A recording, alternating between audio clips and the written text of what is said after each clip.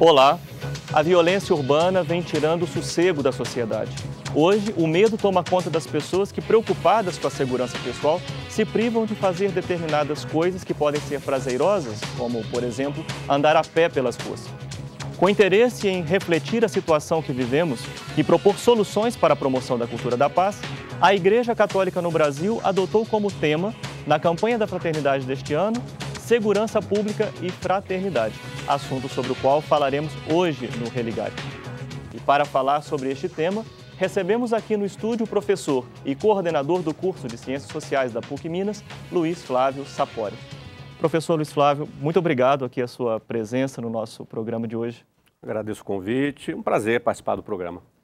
Você pode participar do nosso programa. Envie sua opinião e sugestões de temas. É só acessar o nosso site www.pucminas.br/ppgcr.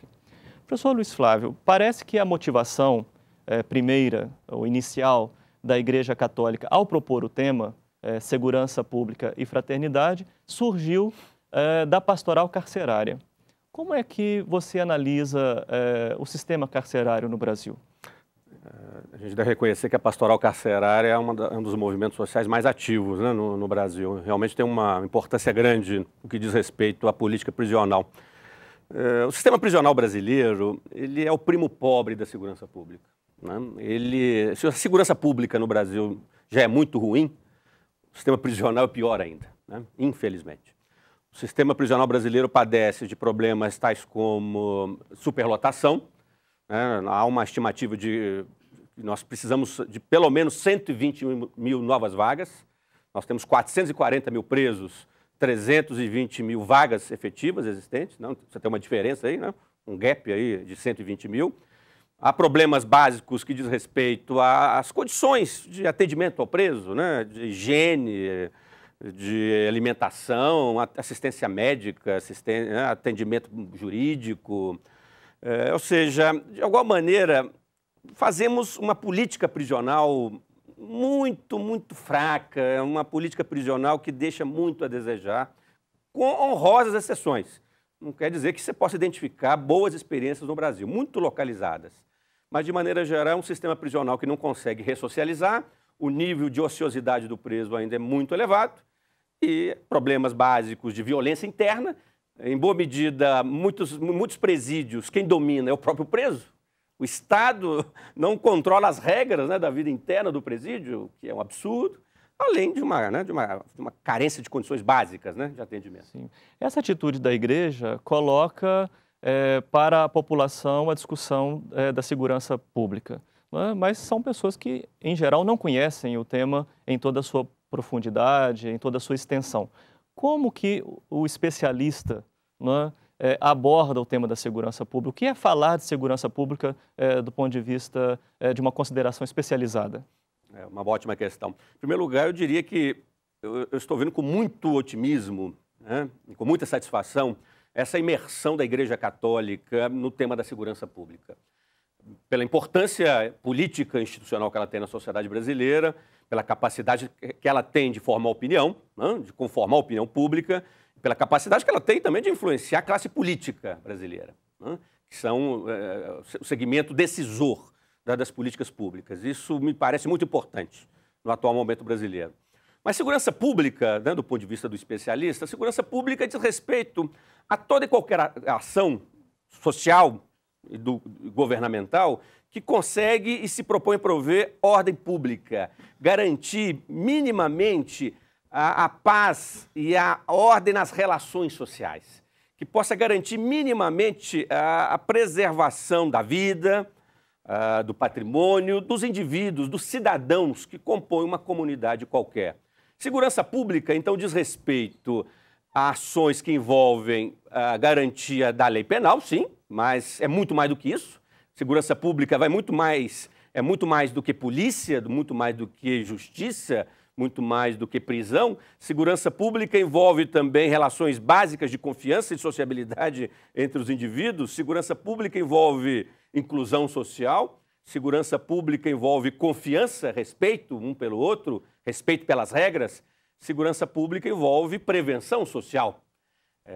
Então, é uma dimensão que vai abarcar vários processos sociais. Agora, você já anunciou um pouco, né, os problemas da segurança no Brasil, mas onde você identificaria um nó da questão, se você achar melhor os nós, né, da questão da segurança pública no Brasil? São vários nós, né?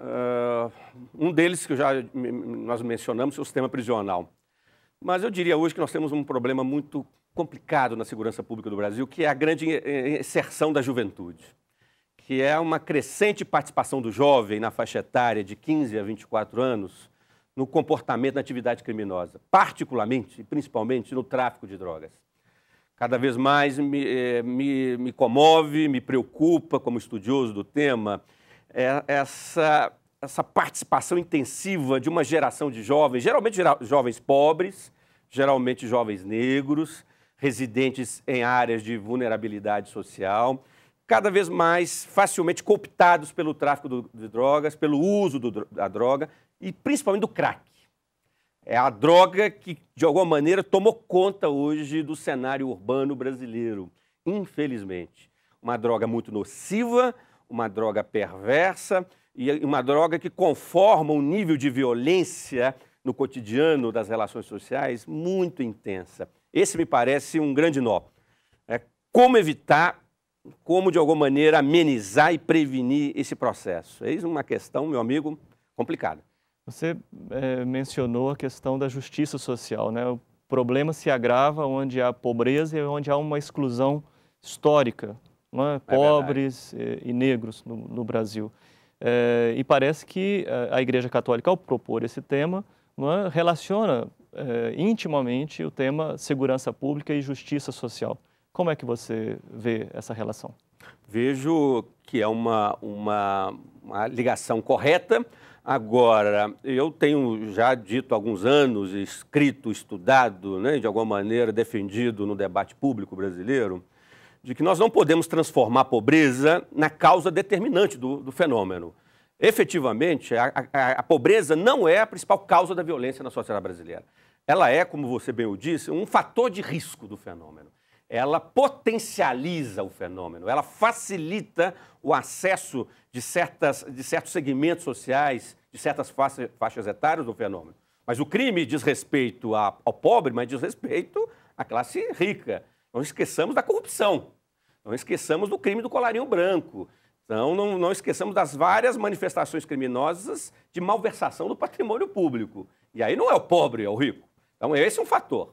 Mas, inegavelmente, há uma vinculação, sim, da pobreza. Agora, nós não podemos dizer hoje que o criminoso brasileiro típico seja aquele que está pegando em arma para assaltar, para matar, como uma estratégia de sobrevivência. Não é mais.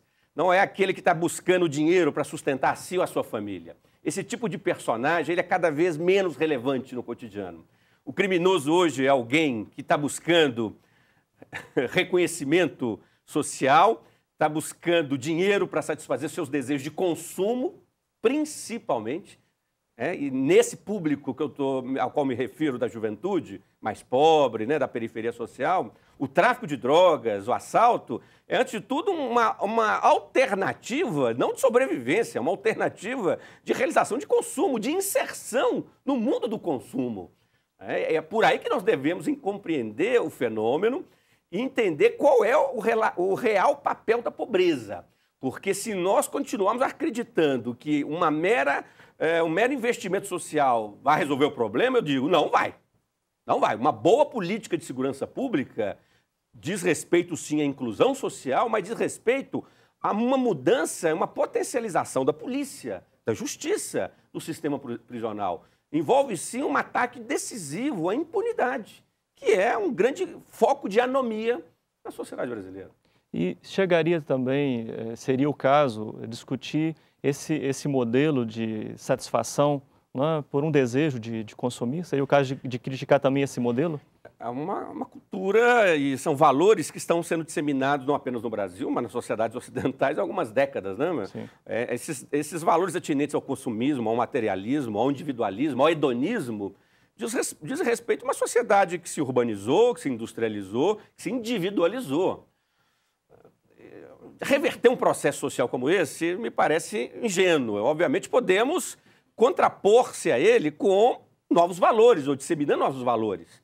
E a Igreja Católica e as religiões, de maneira geral, exercem um papel relevante. Eu acho que elas têm que ser sempre, sim, um elemento a questionar e a problematizar valores comumente aceitos. Agora, vamos reconhecer, partir do diagnóstico de que há um nível de institucionalização desses valores que seduz esse segmento juvenil. Certamente nós podemos evitar que muitos deles sejam cooptados por esses valores. Agora, podemos também, de alguma maneira, oferecer alternativas de inserção social. Podemos oferecer alternativas de educação moral a esses segmentos. E aí a igreja e a religião, de maneira geral, eu diria, pode contribuir muito. Perfeito. Estamos no Religário de hoje falando sobre segurança pública, que é o tema da campanha da Fraternidade proposto pela Igreja Católica no Brasil. Religário volta daqui a pouco. Até já.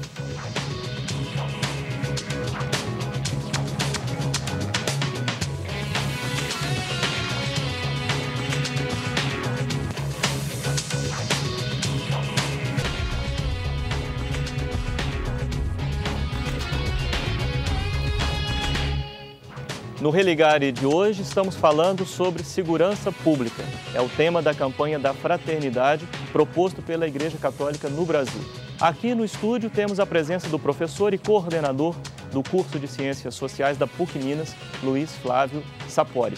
Você também pode participar do nosso programa enviando uma sugestão ou opinião para o nosso site. Basta acessar www.pucminas.br/ppgcr. Professor, nesse debate que a Igreja Católica propõe, a meta é construir uma cultura de paz. Isso, obviamente, implica desafios enormes, né? Por onde é que nós podemos começar? É um desafio enorme porque ele implica numa dupla dimensão. Instituir uma cultura de paz significa, por um lado, partir da ideia de que os indivíduos, os cidadãos, no seu dia a dia, individualmente, coletivamente, podem mudar comportamentos e atitudes nas suas relações cotidianas. Né? Na relação entre pais e filhos, entre marido e mulher, entre vizinhos, entre vendedor, consumidor, entre pedestre e motorista. Cultura de paz significa você alterar o padrão de relação entre essas várias dimensões do cotidiano. Você está dizendo para a sociedade, olha, podemos ter uma sociabilidade, uma vida coletiva harmônica, de respeito e confiança, se cada um fizer a sua parte. Ótimo, concordamos e entendo que muito do problema da violência e da insegurança no Brasil deriva de uma postura muito peculiar do indivíduo em relação ao outro, né? Em desconfiar do outro, não respeitar o outro. Cultura de paz significa isso, respeitar ele e respeitar a regra que rege a nossa relação. Ponto. Agora, cultura de paz significa também uma mudança de postura das elites políticas, principalmente, na forma como os governos nos fornecem esse bem coletivo. Porque nós não podemos dizer simplesmente que a cultura de paz seja responsabilidade de cada um de nós. Não é. A cultura de paz depende também da ação de governantes, da ação da polícia, da forma como a polícia lida conosco no dia a dia, no nível de morosidade da justiça, no nível de distanciamento ou presença que juízes, desembargadores têm conosco, na forma como as prisões funcionam. Cultura de paz, então, implica uma grande responsabilidade do poder público. A proposta da Igreja talvez não seja de resolver o problema, né? Fala-se em colocar o tema em pauta, colocar em discussão, refletir. Já não se fez o suficiente, já não se refletiu o suficiente sobre isso. Que papel efetivamente, você já tocou nesse ponto várias vezes, mas que papel efetivamente uma instituição do porte da Igreja Católica pode realmente exercer? É uma boa pergunta, eu tenho refletido sobre isso. Concordo contigo que o tema da segurança pública tem sido objeto de muita reflexão, muito debate já há algum tempo no Brasil. Nós estamos efetivamente discutindo segurança pública no Brasil há pelo menos 20 anos. Né?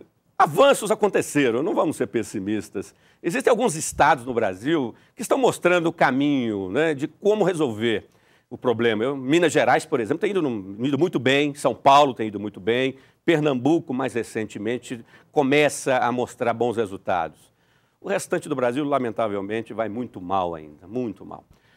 Apesar, então, de uma intensa discussão, de seminários, palestras, discussões no Congresso, na universidade. Agora, quando a Igreja Católica se apresenta de uma maneira mais ativa, como está fazendo agora, eu acredito que nós temos um ganho qualitativo. Por quê? Como nós já dissemos, a importância institucional e política dela pode canalizar e propiciar a busca, eu diria, de maiores consensos. E a que me refiro? Eu quero dizer o seguinte: é hora de nós, de alguma maneira, conseguirmos no Brasil, no debate público, alcançarmos mais consensos e superarmos algumas divisões ideológicas que ainda estão permeando o debate público. Ainda há uma grande divergência no que diz respeito à seguinte questão: o que é melhor, prevenir socialmente o crime ou reprimir o crime? Combater a impunidade ou promover a inclusão social?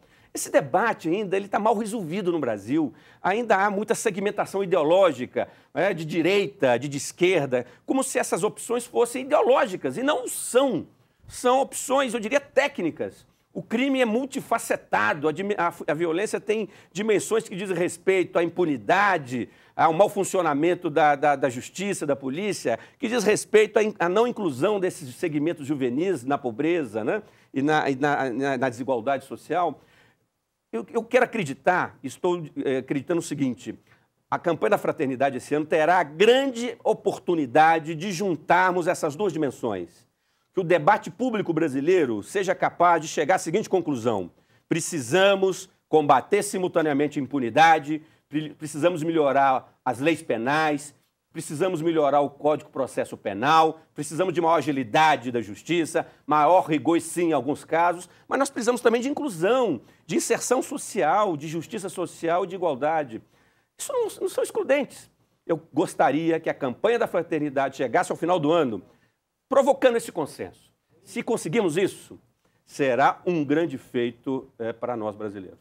Você citou 3 estados e disse que não se trata de uma questão ideológica, um problema, uma questão técnica. Do ponto de vista técnico, o que é que Minas, São Paulo ou Pernambuco, como você citou, o que esses estados têm feito, né, para significar uma diferença do ponto de vista seu como especialista? Em primeiro lugar, esses estados estão partindo de uma vontade política do governante. E aí nós não podemos abrir mão. O governante, o governador especificamente, em alguns prefeitos, principalmente o governador, ele tem que assumir a responsabilidade de dizer: isso é prioridade do meu governo. Isso tem que se cristalizar em recursos, em financiamento, em investimentos no setor. Então, é um primeiro aspecto. Segundo, todo esse investimento e essa vontade política tem que ser, de alguma maneira, direcionada por um plano de ação, uma política pública consistente, com medidas de curto e médio prazo. Segurança pública não é algo para você resolver em 20 anos, não. Nós podemos conseguir bons resultados em 2, 3, 4 anos. Podemos ter já algum impacto até no primeiro ano de ação, dependendo da intensidade e da forma como você vai atacar os diversos problemas.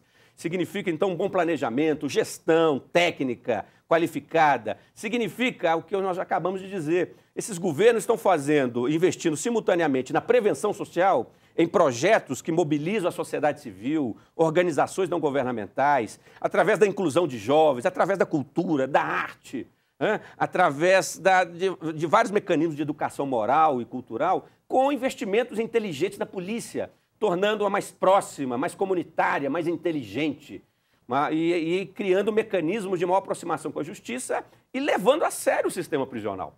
Em outras palavras, esses governos estão fazendo o básico.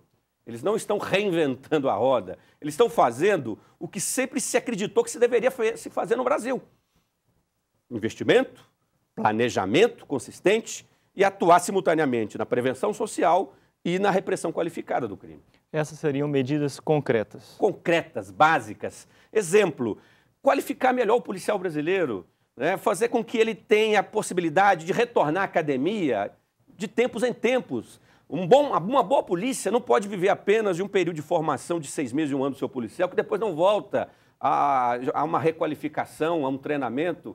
Isso é fundamental, né? Renovar conhecimentos, repensar sua técnica, seus métodos de trabalho, dar ao policial salário, dignidade, instrumento de trabalho, uma boa arma, um bom veículo. Precisamos, voltamos ao sistema prisional, investir, abrir novas vagas, tirar a polícia civil e militar do Brasil do trabalho de custódia de presos. Existem ainda muitos estados brasileiros, né, como Minas ainda um pouco, mas melhorou muito, Bahia, Espírito Santo um pouco menos, Santa Catarina, já a polícia cuida de preso. Você não tem como lidar bem com o sistema fazendo policiais cuidarem de preso. Percebe que nós precisamos ainda fazer o básico? Entendo. E não fazemos o básico. E aí os resultados não aparecem. Agora, professor, já foi sinalizado também na sua fala, mas o cidadão, né, individualmente, e nós vamos terminar com essa pergunta. Individualmente, o que cada um pode fazer? Pode fazer muito. Pode fazer como a igreja está propondo, como a campanha da fraternidade está propondo. Repense suas atitudes no dia a dia. Repense suas atitudes como cidadão. Repense suas atitudes no trânsito, né, na forma como lida com as regras básicas. Repense o seu compromisso com a limpeza pública, o seu compromisso com a saúde pública, com a ordem pública, com respeito às regras básicas de convivência. Repense sua atitude como cidadão não violento. Cultura de paz significa: eu vou abrir mão da agressividade, da violência para resolver meus conflitos e as minhas divergências com o outro. Então, primeiro ponto. Segundo, ele pode participar mais ativamente na área da segurança pública, contribuindo para a melhoria da polícia, ou mesmo do sistema prisional da justiça, através dos conselhos de segurança, através dos conselhos comunitários, reivindicando espaço de voz, de fala e de decisão na forma da polícia atuar. Polícia é uma instituição que não pertence ao Estado. Polícia é uma instituição da sociedade. E esse é o caminho, essa é a transição institucional que nós devemos fazer no Brasil. O cidadão pode reivindicar isso através dos conselhos comunitários do bairro, né, do setor onde ele trabalha. E o cidadão pode ajudar muito denunciando o mau juiz, o mau policial, o mau agente prisional, aquele agente do Estado que é corrupto, que é violento, que presta um desserviço à sociedade. Ele, denunciando, ele contribui muito para a melhoria da segurança pública. Então, são maneiras muito práticas, diretas, simples, de contribuição de cada um de nós para a melhoria, né, desse todo que nós estamos chamando de segurança pública. Professor, muitíssimo obrigado pela sua presença e todos esses esclarecimentos que você nos trouxe. Muito obrigado e até uma próxima. Até uma próxima ocasião. Nós chegamos ao fim de mais um programa. Não deixe de acessar a nossa página www.pucminas.br/ppgcr. A gente se encontra na próxima semana. Um abraço muito cordial e até o próximo Religare, Conhecimento e Religião.